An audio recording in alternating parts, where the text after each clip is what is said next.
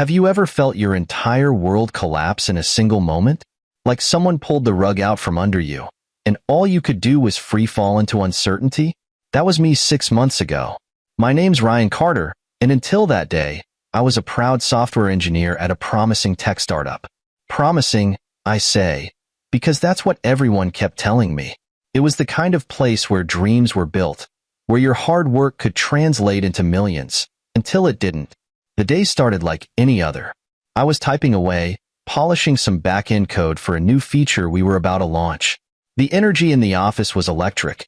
Everyone was buzzing about how this would be our breakthrough. Then, the email hit my inbox, a cold, clinical message from the CEO announcing the immediate shutdown of the company. No warning, no severance, just a PDF attached outlining the bankruptcy process. My hands froze on the keyboard. I reread that email 3 times, hoping, praying. It was some sort of cruel joke. It wasn't.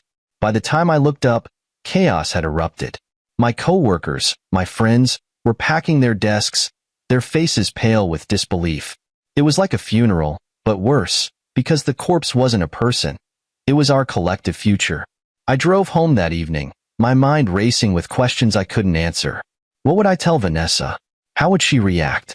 My wife had a flair for dramatics, and I knew she wouldn't take this lightly. She was all about appearances, the big house, the fancy cars, the latest handbags she'd parade around like trophies. In her eyes, my job wasn't just an income. It was the anchor holding her image together. When I walked through the door, she was lounging on the couch, scrolling through her phone. I must have looked like I'd seen a ghost because she barely glanced at me before asking, "What's wrong with you?" I told her everything, the shutdown, the job loss, the uncertainty. For a moment, I thought she might console me, say something reassuring. I was wrong. "You're kidding me, right?" she snapped, her voice sharp enough to cut glass. "What am I supposed to do with that? Do you realize how embarrassing this is? How am I supposed to show my face at work when everyone knows my husband is unemployed?" Her words stung more than I cared to admit. I tried to explain that I'd find another job, that this wasn't the end of the world, but she wouldn't hear it. To her, losing my job wasn't just a financial blow. It was a personal failure, a crack in the perfect life she'd worked so hard to build. She stormed off that night, leaving me alone with my thoughts and a growing sense of dread. Over the next few weeks, things went from bad to worse. I was up at dawn, sending out resumes, scouring job boards, and networking with anyone who'd listen. Vanessa, meanwhile, became a ghost in our home. She'd leave early and come back late, always avoiding me. When she did speak, it was to complain. The bills, the mortgage, the embarrassment. I wasn't just out of work. I was out of her good graces. The breaking point came one evening when I overheard her on the phone. She was talking to someone, Grant Holloway, a name I'd heard in passing. He was her coworker, a man she often mentioned with a little too much admiration. Her words were hushed but clear. "I can't do this anymore, Grant. Ryan's a failure. He's dragging me down." My heart sank. I knew then that I'd lost her, not just emotionally, but entirely. The next morning, Vanessa sat me down, her face a mask of cold determination. "I can't stay in this marriage," she said, as if she were announcing a business decision. "You've let us down, Ryan. I need someone who can provide for me, someone who isn't a dead weight." She didn't wait for my response. She didn't care. By the end of the week, she was gone, taking half our savings and all her belongings. I was left in an empty house with nothing but silence and the echo of her parting words, "You're a failure." Looking back, I realized that was the moment I hit rock bottom. Vanessa leaving wasn't just the end of our marriage. It was the final nail in the coffin of my self-worth. I was a man without a job, without a partner, and without a plan. The world saw me as a failure, and for a while, I believed them.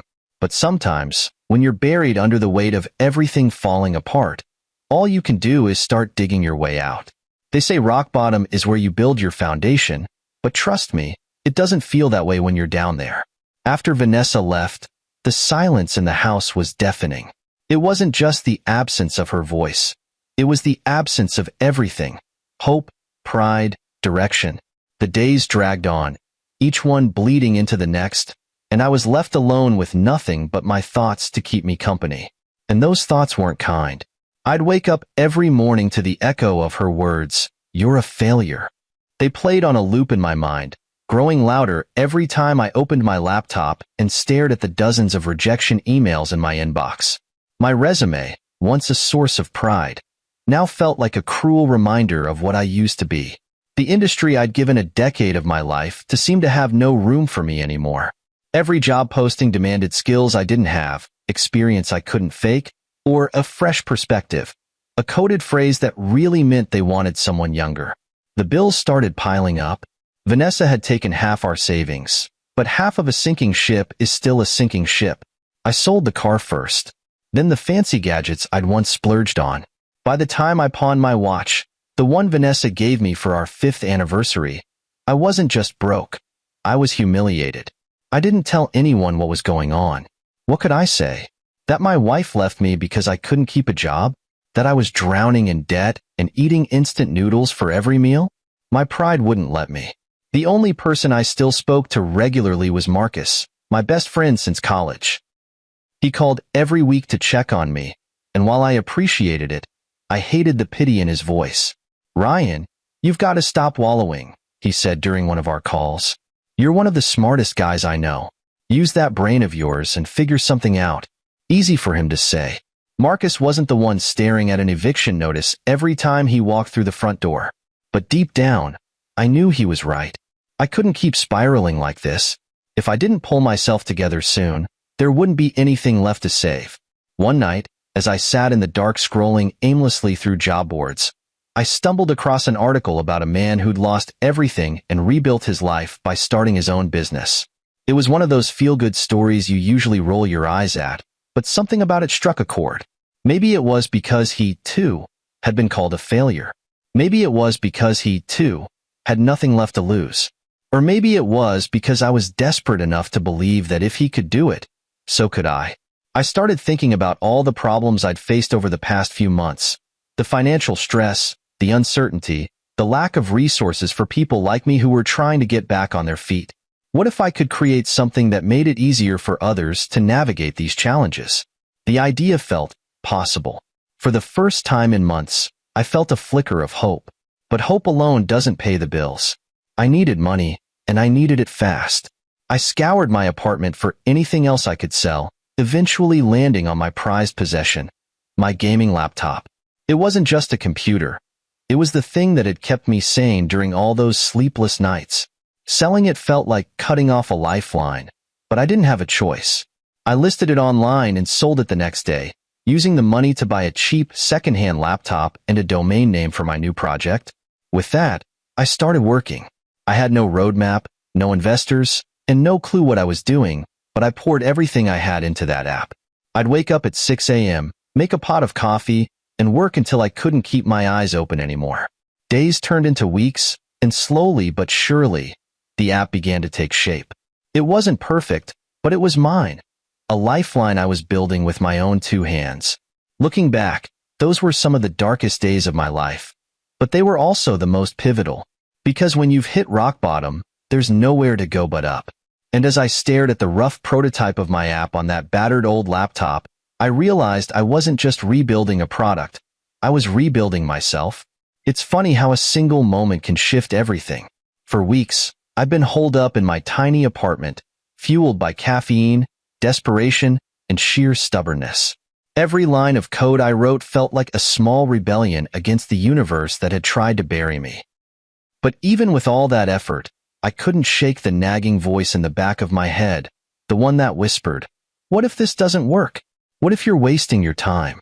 The app one was building, which I decided to call CleverPay, was designed to help people like me.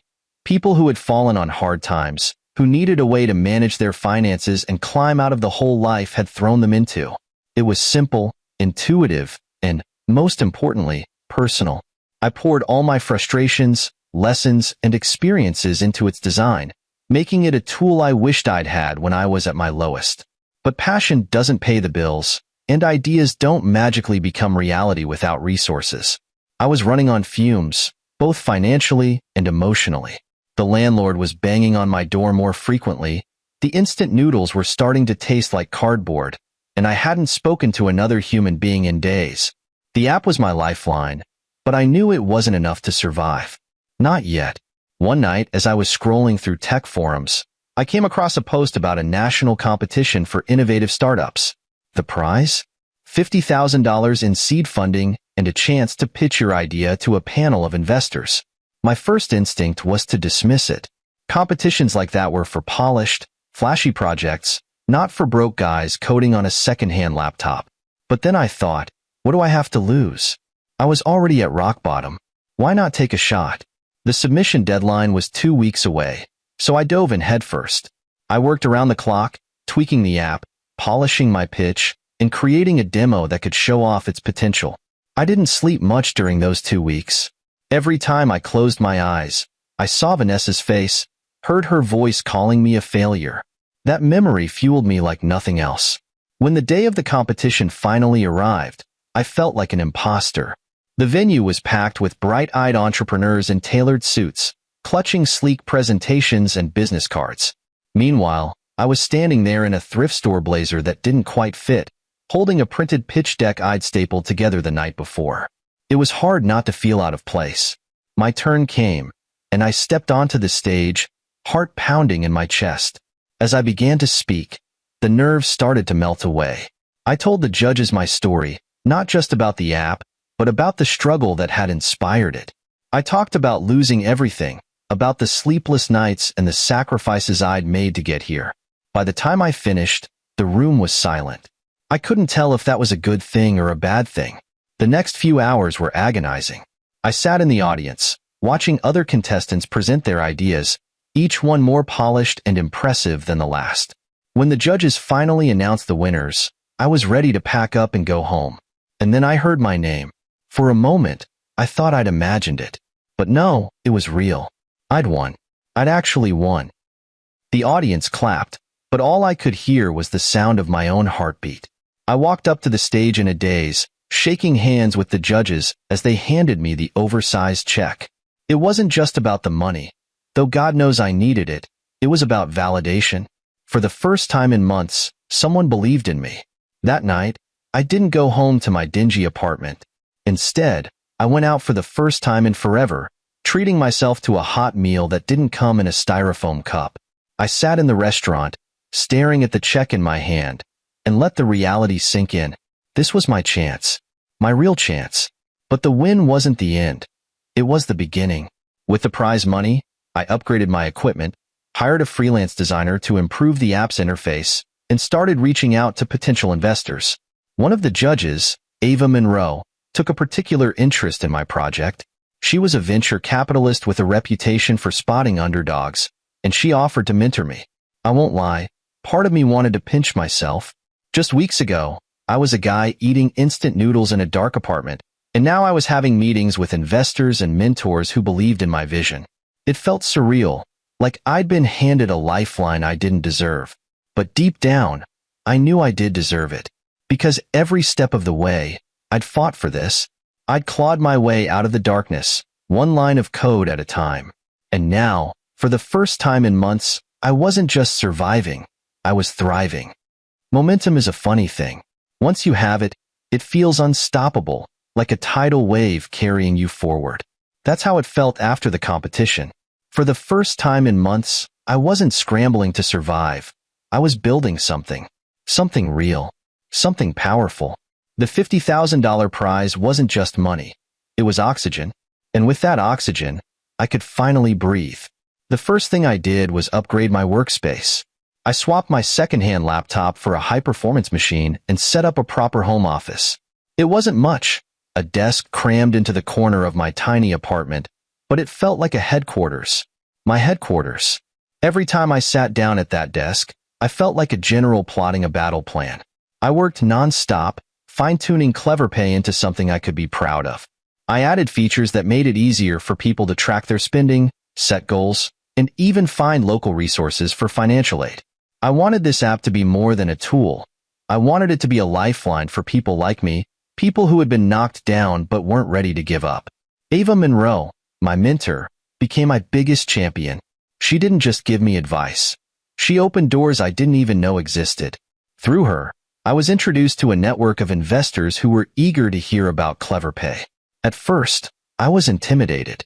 These were the kinds of people who wore suits that cost more than my rent and casually tossed around words like valuation and equity. But Ava reminded me of something important. They weren't investing in the app, they were investing in me. And I was ready to show them why I was worth it. My first pitch meeting was a disaster. I stumbled over my words, forgot key points, and couldn't answer half the questions they asked. When it was over, I felt like crawling under a rock. But Ava wouldn't let me. "You've got the passion," she said, "but passion isn't enough. You need polish." So we worked on my pitch. For weeks, she drilled me on every detail of the business, our target market, revenue streams, growth projections. By the time I walked into my second pitch meeting, I wasn't just passionate, I was prepared. The investors loved it. They saw the potential in CleverPay and, more importantly, they saw the potential in me. Within a month, I'd secured $500,000 in seed funding. It felt surreal. Just a few months ago, I was pawning my watch to buy groceries. Now, I had $500,000 in my bank account and the resources to take CleverPay to the next level. I hired a small team, developers, designers, marketing experts, all people who shared my vision. We worked out of a shared co-working space, crammed together in a tiny room with mismatched furniture. But none of us cared. We were building something that mattered, and the energy was electric. Within 6 months, CleverPay was live. The launch was modest. We didn't have the budget for a big marketing campaign, but word of mouth spread like wildfire. People loved the app. They sent messages thanking us for helping them get their finances under control, for giving them hope when they felt hopeless. Every time I read one of those messages, it reminded me why I started this journey in the first place. And then the media caught on. One day, I got a call from a journalist who wanted to do a feature on CleverPay. She'd heard about the app through a friend and was fascinated by my story. I was hesitant at first. Part of me still felt like the guy eating instant noodles in a dark apartment, but Ava pushed me to do it. "People love a comeback story," she said, "and yours is one for the ages." The article went viral. Suddenly, I was getting calls from reporters, podcasts, even TV shows. Everyone wanted to know about the guy who went from rock bottom to running a successful startup. It was overwhelming, but it was also exhilarating. For the first time in a long time, I felt like I was in control of my life.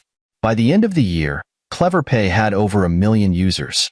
We were profitable, growing fast, and attracting attention from major players in the tech world.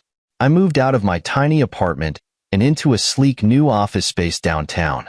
Standing in that office, overlooking the city, I felt a sense of pride I hadn't felt in years. I'd built this. I'd taken the ashes of my old life and turned them into something extraordinary. But success didn't change me, not really. I still remembered what it felt like to be at the bottom, to feel like the world was stacked against me. And I knew that no amount of money or recognition could erase that. What it did do, though, was give me perspective. It reminded me that the only person who could define my worth was me. Looking back, I realized that those months of struggle were the best thing that ever happened to me. They forced me to dig deep, to find strength I didn't know I had. They taught me that failure isn't the end. It's just the beginning of something new. And as I stood in my office that day, I knew one thing for sure. I wasn't just a survivor. I was a builder. And I was just getting started. You know, success has a strange way of putting everything into perspective. For months, I've been so focused on building CleverPay and reclaiming my life that I hadn't given much thought to Vanessa. In my mind, she was part of my past, a chapter I'd closed. But the funny thing about the past? It has a way of showing up when you least expect it. I wasn't keeping tabs on her. I didn't need to. She had made her choice, and I had accepted it. Or at least, I thought I had. Every now and then, I'd hear her name pop up in conversation, people mentioning her glamorous life with Grant Holloway, the wealthy coworker she'd left me for. Word had it they were the perfect couple, living in the kind of luxury Vanessa had always dreamed of. It didn't bother me, not at first, but as time went on, whispers started reaching me. Whispers about Grant's business ventures taking a nosedive, about his mounting debts and increasingly public failures. At first, I dismissed them as gossip. After all, Vanessa had chosen him for his money and status.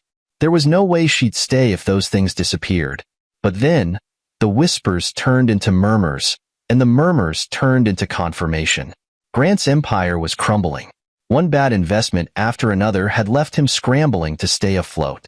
The lavish lifestyle they'd flaunted, the expensive dinners, the luxury vacations, the designer clothes, was nothing but a facade.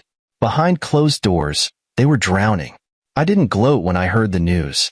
Okay, maybe I did. Just a little. Not because I wanted Vanessa to suffer, but because it felt like the universe was finally balancing the scales. She had left me because I wasn't good enough, because I didn't have the wealth or status she craved. And now, the man she'd chosen over me was proving to be an even bigger failure. I didn't think much about it until one fateful afternoon. I was in my office, reviewing plans for an upcoming expansion, when my assistant buzzed in. "Ryan," she said, her voice hesitant, "there's a woman here to see you. She says it's urgent." I wasn't expecting anyone. "What's her name?" I asked, already dreading the interruption. There was a pause. "Vanessa Holloway." I froze. For a moment, I thought I'd misheard her. Vanessa? Here? Why? It had been months since we'd spoken, and even then, our last conversation had ended with her walking out the door. What could she possibly want now? "Send her in," I said, my curiosity outweighing my reluctance. When Vanessa walked into my office, I barely recognized her. Gone was the confident, polished woman who had once shared my life. In her place stood someone who looked worn down. Her designer outfit, while still expensive, was slightly wrinkled, and her makeup couldn't quite hide the dark circles under her eyes. She looked at me with a mixture of desperation and something else. Regret? Maybe? "Ryan," she said, her voice softer than I remembered. "It's been a while." I leaned back in my chair, folding my arms across my chest.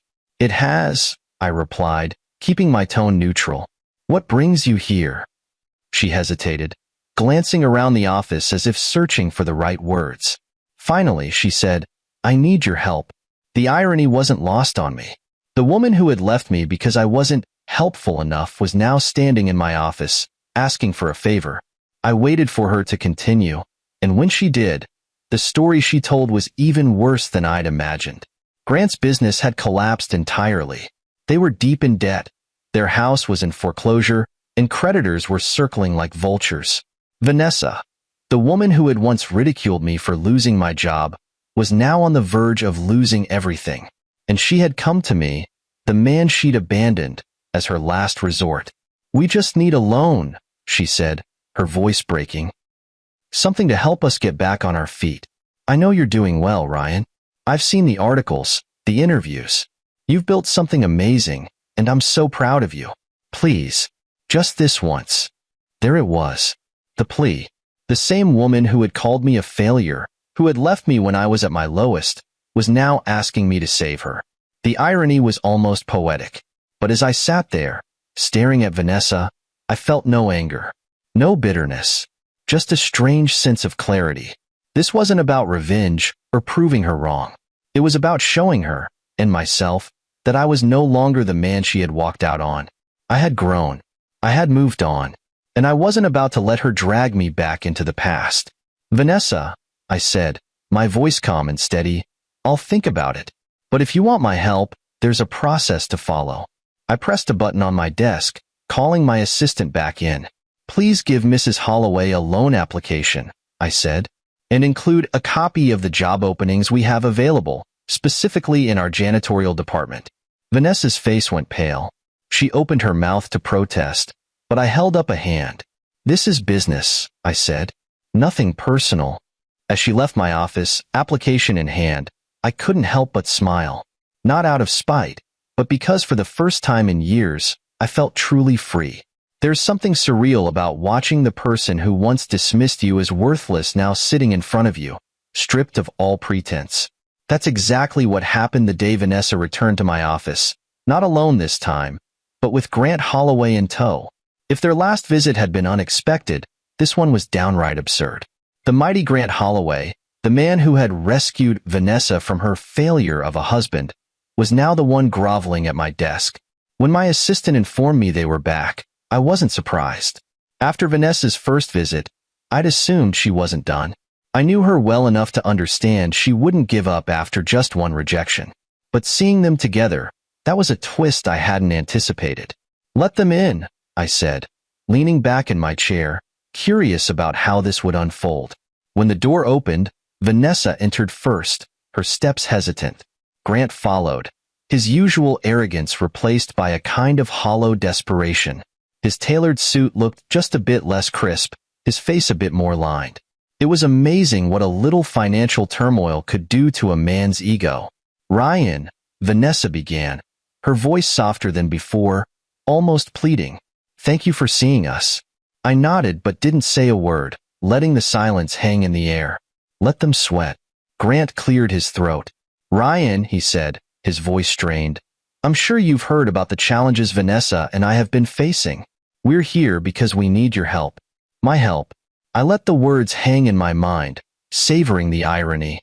This was the same man who had taken Vanessa from me, who had stood smugly by her side as she humiliated me during our divorce. And now he was sitting in front of me, hat in hand, asking for a lifeline. Help with what, exactly? I asked, my tone even. Grant shifted uncomfortably.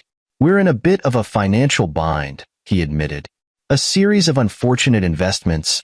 The market has been volatile, as I'm sure you understand." Unfortunate investments. The market. He was trying to dress it up, to make it sound like some inevitable force of nature had conspired against him. But we both knew the truth. He'd overreached, made bad bets, and now he was paying the price. Vanessa jumped in, her voice trembling. "Ryan, I know how this looks. I know we have no right to ask you for anything after everything, but we're desperate.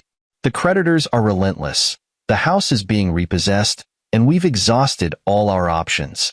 I studied them for a moment. Vanessa, once so composed and self-assured, now looked like a shadow of herself. Grant, who had seemed untouchable, was crumbling under the weight of his own failures. It was almost poetic. "I'm sorry to hear about your situation," I said, keeping my voice neutral. "But why come to me? Surely there are others you could turn to." Vanessa glanced at Grant, then back at me. "Because you're the only one who can help us, Ryan. I know we left things badly, terribly, but I also know you're a good man. You've always been a good man." I leaned forward, resting my elbows on the desk. "You're asking me for a loan," I said, my tone measured. "How much?" Grant hesitated. 500,000, he said finally, his voice barely above a whisper. 500,000. $500,000. I almost laughed out loud. Did they think I'd just write them a check and send them on their way? "I see," I said, sitting back again. "And what's your plan for paying it back?" Grant opened his mouth, then closed it again, clearly at a loss. Vanessa looked down at her hands, her confidence crumbling. It was clear they hadn't thought this through. They'd come to me out of sheer desperation, hoping that guilt or nostalgia or some misplaced sense of obligation would compel me to help them. "Here's the thing," I said, letting a small smile play at the corners of my mouth. "I don't make decisions like this lightly. If I were to help you, it would have to be under certain conditions." Vanessa looked up, hope flickering in her eyes. "Anything," she said quickly. "We'll do anything." I reached into my desk drawer and pulled out a folder, sliding it across the desk toward them. "This is our standard employment application," I said. "We're hiring for janitorial positions. Starting pay is competitive, and it comes with full benefits." The room went dead silent. Vanessa stared at the folder as if it were a snake, her face pale with shock. Grant's expression hardened, his pride clearly taking a direct hit. "You can't be serious," Grant said, his voice low and angry. "Oh, I'm very serious," I replied calmly. "You see, I don't hand out free money. But I do believe in giving people opportunities. If you're willing to work for it, I'm happy to help." Vanessa's eyes filled with tears. "Ryan, please," she whispered.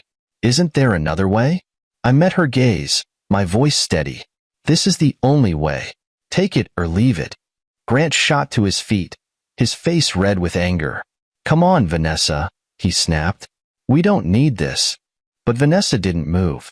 She just sat there, staring at the folder, as if all the weight of her choices had finally come crashing down on her. Think it over, I said, leaning back in my chair. The offer stands, but only for a limited time.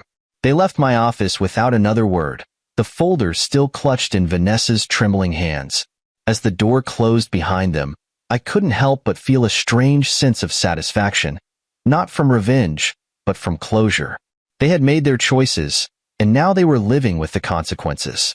For me, this was just another day, another step forward, another reminder that I had finally, truly, moved on. As the door closed behind Vanessa and Grant, I leaned back in my chair, letting out a long breath I didn't realize I'd been holding. I should have felt triumphant, vindicated even. The two people who had looked down on me, humiliated me, were now crawling back, begging for a lifeline. And yet, instead of satisfaction, there was a gnawing hollowness in my chest. The day continued as normal, meetings, strategy discussions, and planning sessions for the next big update to CleverPay. But Vanessa's visit lingered in the back of my mind like an unfinished sentence. I'd been so focused on my own growth, on proving myself, that I hadn't stopped to consider how much of my drive had been fueled by their betrayal. Now that I'd confronted them, now that they'd seen me at the pinnacle of my success, I was left wondering, was that it? Was this what closure was supposed to feel like? 2 days later, I got a call from my assistant. "Ryan," she said cautiously, "Vanessa Holloway is back. Alone this time." I sighed. Part of me wanted to send her away, to tell her I didn't have time for her problems. But another part of me, curiosity, maybe, told me to let her in.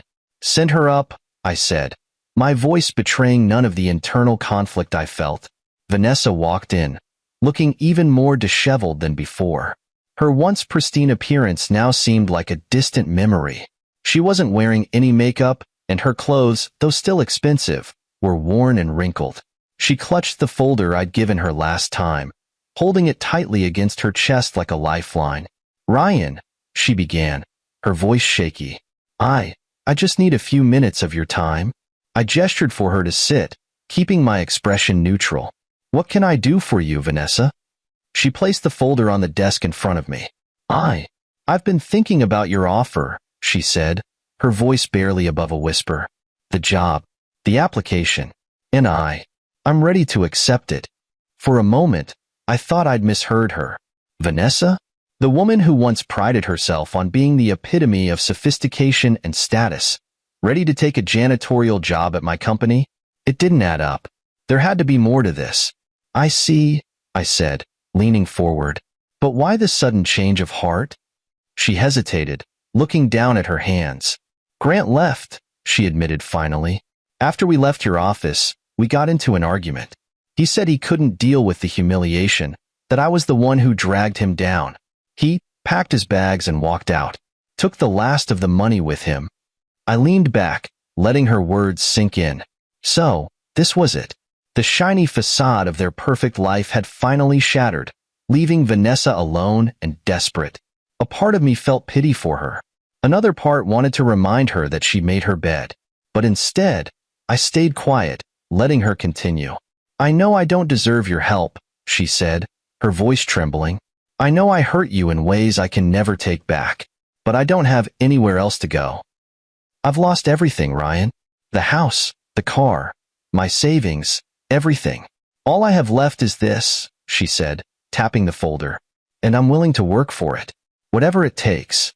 Her words hung in the air, heavy with regret. I studied her for a moment, trying to decide how I felt. She looked so small, so vulnerable, so unlike the woman who had walked out on me with her head held high. This wasn't the Vanessa I knew. This was someone else entirely. "I appreciate your honesty," I said finally, "but I need to make something clear. If I agree to this, there will be no special treatment. You'll start at the bottom, like anyone else, and you'll have to prove yourself." "I understand," she said quickly. "I'll do whatever it takes." I leaned forward, resting my elbows on the desk. "Why now, Vanessa? Why come back to me after everything?" She looked up, her eyes glistening with unshed tears. "Because I know I made a mistake," she said softly. Leaving you was the worst decision I ever made. I thought I wanted a life of luxury, of ease. But I realize now that none of that matters if you don't have someone who believes in you, who stands by you no matter what. You were that person for me, Ryan, and I threw it away. Her words hit me like a punch to the gut. For so long, I dreamed of hearing her say those things, of admitting that she was wrong. But now that she had, it didn't bring me the satisfaction I thought it would. Instead, it felt hollow, like it was too little, too late. I'm not the same person you left, Vanessa, I said finally. I've changed. I've grown. And I'm not sure I can let you back into my life. Not like this. She nodded, a single tear rolling down her cheek. I understand, she said, her voice breaking. I wanted you to know that I'm sorry. For everything. I watched as she stood, gathering the folder and preparing to leave. But as she reached the door, I spoke up. The job offer still stands, I said. If you're serious about starting over, I'm willing to give you that chance. But that's all I can offer. She turned, her eyes wide with surprise. Thank you, Ryan, she whispered. Thank you. As the door closed behind her, I let out a long breath. I wasn't sure if I'd made the right decision, but one thing was certain. This chapter of my life wasn't over yet. And for better or worse, Vanessa was still part of the story. The days after Vanessa's visit passed quietly, at least on the surface. I immersed myself in work, my schedule packed with meetings, presentations, and the ever-growing responsibilities of running a successful company. But no matter how busy I was, the memory of Vanessa sitting in my office, vulnerable and broken, kept creeping back into my mind. Part of me wanted to forget her entirely, to move on as if she'd never come back into my life. But another part, the part that remembered how deeply I had once loved her, couldn't ignore the look in her eyes. Regret, desperation, guilt. It was all there, etched into her face as clearly as if it had been written in ink. She hadn't officially accepted the janitorial job yet. My assistant confirmed she'd taken the application, but as the days turned into weeks, there was no sign of her. I wondered if she'd finally let her pride win, choosing to vanish from my life rather than face the humiliation of starting at the bottom. Either way, I told myself it didn't matter. I had moved on, or so I thought. One Friday afternoon, as I wrapped up a conference call, my assistant knocked softly on my office door. Ryan, she said, her voice hesitant. Vanessa's here again. She's downstairs. Downstairs. In the building. My heart clenched slightly, though I wasn't sure why. Did she say why? She's working, my assistant said, her voice tinged with surprise. She took the janitorial job. For a moment, I didn't know what to say. Vanessa, the woman who had once dismissed me as a failure, who had left me for a wealthier man, was now cleaning floors and emptying trash cans in my company. It was surreal. Thank you, I said finally, dismissing my assistant. But I couldn't focus after that. The image of Vanessa, clad in a janitor's uniform, pushing a mop down the halls of my office building, wouldn't leave my mind. It wasn't satisfaction I felt, nor was it pity. It was something far more complicated, a strange mix of closure and unease. That evening, as I left my office, I spotted her in the lobby. She was wiping down a glass partition, her back to me. For a moment, I considered walking past, pretending I hadn't seen her. But something stopped me. Maybe it was the memory of who we once were, or maybe it was the simple fact that no matter what had happened between us, she was still human. Vanessa, I said, my voice cutting through the quiet hum of the lobby. She turned, startled, and when her eyes met mine, I saw a flash of something I couldn't quite place. Embarrassment, maybe, or shame. She quickly straightened, clutching the rag in her hand like a lifeline. Ryan, she said, her voice barely above a whisper. I didn't expect to see you. I didn't expect to see you here either, I replied, gesturing to her uniform. You took the job. She nodded, her gaze dropping to the floor. I didn't have a choice, she admitted. After Grant left, I had nowhere to go. No money, no support. I needed to work, and this was the only option. There was a time when hearing those words would have given me a sense of vindication. But as I stood there, Watching her struggle to maintain her composure, I didn't feel triumphant. I felt conflicted. I see, I said, my tone carefully neutral. How are you finding it? It's honest work, she said simply, meeting my gaze. I'm grateful for the opportunity. Her words caught me off guard. Grateful. It wasn't a word I associated with Vanessa. The Vanessa I knew had always been about ambition, status, and appearances. Yet here she was, humbled and earnest, speaking words I never thought I'd hear from her. Good, I said after a pause. I'm glad to hear that. For a moment, we just stood there, the silence stretching between us.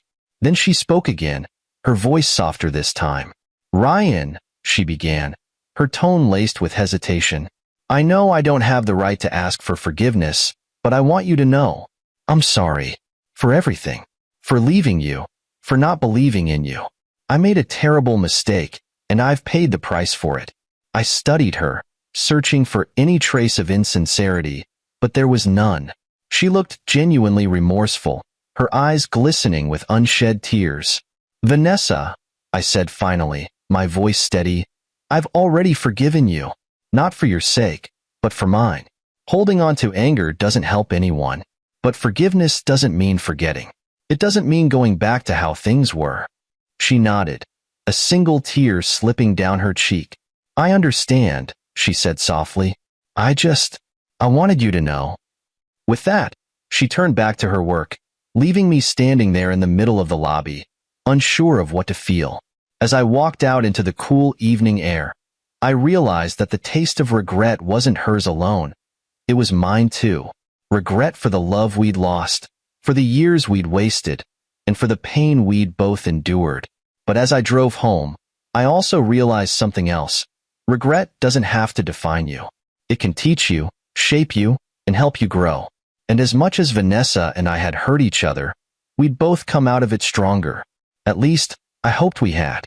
As the weeks rolled by, the dust of Vanessa's return began to settle. I didn't see her often, though I knew she was there, quietly going about her work in the background, keeping her head down. Whenever I caught a glimpse of her, I noticed something different. She wasn't the Vanessa I had known, the woman who had been consumed by ambition and materialism. This Vanessa was subdued, almost reflective. It was a version of her I had never seen before, and it stirred emotions I couldn't quite define. But I didn't dwell on it. My life had moved on, and I had no intention of letting the past pull me back. CleverPay was expanding rapidly, gaining users at a pace even I hadn't anticipated. We launched new features, signed partnerships with financial institutions, and even started exploring international markets. The company was thriving, and so was I. Or at least, that's what I told myself. One day, as I sat in my office reviewing plans for our next big launch, my assistant buzzed in. Ryan, she said, Vanessa is here to see you. I sighed, setting my pen down. Send her in, I said, my voice steady but curious. I hadn't spoken to Vanessa since our encounter in the lobby weeks earlier, and I wasn't sure what to expect. She walked in hesitantly, her uniform crisp but modest. She looked different, older, maybe, or just more grounded. She carried a small envelope in her hand, which she clutched tightly as she approached my desk. Ryan, she began, her voice soft. Thank you for seeing me. I nodded, gesturing for her to sit. What can I do for you, Vanessa? She hesitated, then placed the envelope on my desk. This is my resignation, she said, her voice trembling slightly. I've been offered a job elsewhere, and I think it's time for me to move on. I picked up the envelope, turning it over in my hands. Why now? I asked, meeting her gaze. She took a deep breath, her eyes brimming with a mix of emotions. Because I've learned everything I needed to learn here, she said. When I came back, I thought I was just looking for a job. But what I found was something much more valuable. I found humility, perspective, and a sense of purpose I didn't know I was missing. You gave me that, Ryan, and I'll always be grateful. Her words caught me off guard. I wasn't expecting gratitude or reflection, just a quiet goodbye. For a moment, I didn't know what to say. I appreciate your honesty, I said finally, and I'm glad you found what you were looking for. She nodded, a small smile playing on her lips. I know I hurt you, Ryan, and I'll carry that regret with me for the rest of my life. But seeing what you've built, seeing the man you've become, it's inspiring. You've shown me what resilience looks like, and I can only hope to find that strength in myself. There was a long pause as we looked at each other, the weight of everything unsaid hanging in the air. Finally, I broke the silence. Vanessa, I said, my voice steady, you're stronger than you think. You've been through a lot, and you've come out the other side. That takes courage. Her eyes glistened with tears, but she quickly wiped them away. Thank you, Ryan, she said, standing up, for everything. As she turned to leave, I called out to her one last time. Vanessa. She stopped, glancing back at me. I wish you all the best, I said. Truly. She nodded, a single tear slipping down her cheek. You too, Ryan. And with that, she was gone. The door closed behind her, and I was left alone in my office, the envelope still sitting on my desk. I opened it, skimming the neatly typed resignation letter. At the bottom, she had handwritten a small note. Thank you for giving me a second chance. I'll never forget it. For the first time in months, I felt a strange sense of peace. Vanessa's departure wasn't just the end of her time at Clever Pay. It was the end of a chapter in both of our lives. We had both grown, both learned, and both found a way to move forward. That evening, as I left the office and stepped into the cool night air, I felt lighter. The weight of the past had finally lifted, and for the first time in a long time, I felt truly free. Vanessa's story wasn't mine to carry anymore. My life was my own, and I was ready to embrace whatever came next.